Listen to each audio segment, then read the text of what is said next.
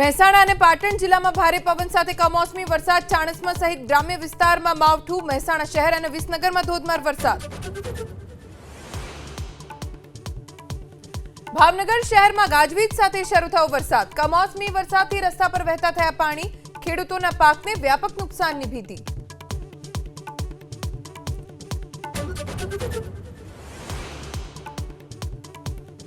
આગામી 3 કલાક રાજ્યભરમાં વરસશે કમોસમી વરસાદ, હવામાન વિભાગની આગાહી, ગાજવીજ અને પવન સાથે વરસશે વરસાદ।